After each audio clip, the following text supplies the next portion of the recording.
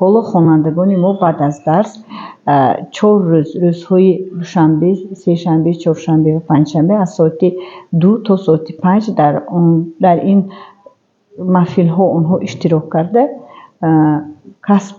کسب آموخته ایستادند که این آنها می توانند بعد از ختم مکتب اینترنت شهادتنامه گرفته همین صاحبی کسب دوزندگی، کسب دوریدگری و با شهادتنامه با کامپیوتر کار کردن رو آنها گرفته بعد زندگی کار خود رو مستقلانه در حیات جای خود رو یافته کار کرده می توانند.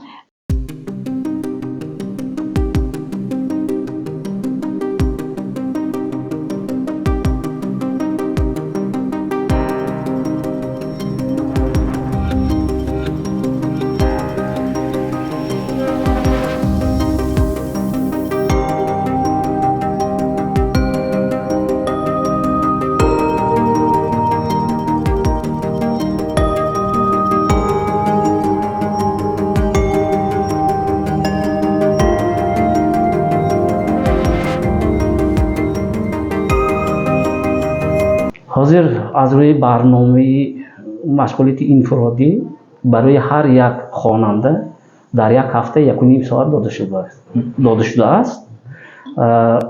در یک هفته با یک خواننده ما 3 مراتبه مشغولیت می‌گذاریم.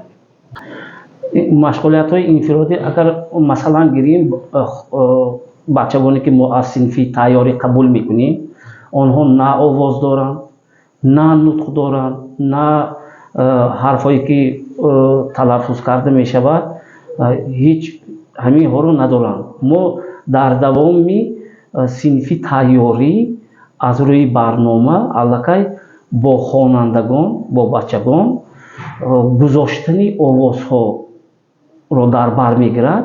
همین هر یک آوازی که موجود است ما اساسا همین آوازها رو برای خوانندگان اول آواز میگذاریم، بعد این آواز رو در هجا تلفظ میکند، در عباره ها و ثانی‌تر در کلمه ما عباره ساخته در جمله ها دید استفاده میبریم.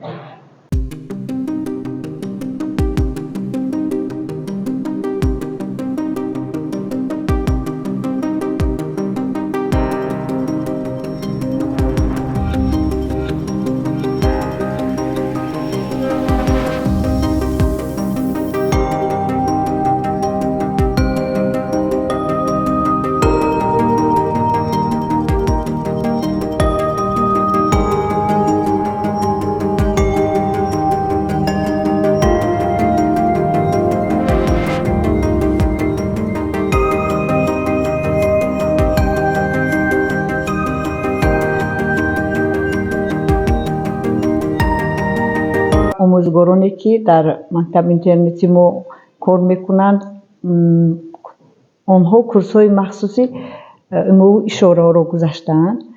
هر سال در مکتب اینترنت ما آنها رو سنجش میگذارانیم و آنها از سنجش رو گذاشتند و فعالیت برده ایستادند.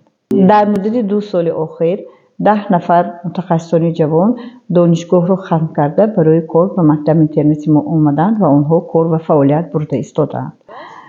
عین حال در مکتب اینترنتی ما به ساحه کادری یگان خیلی مشکلی نمیکشیم.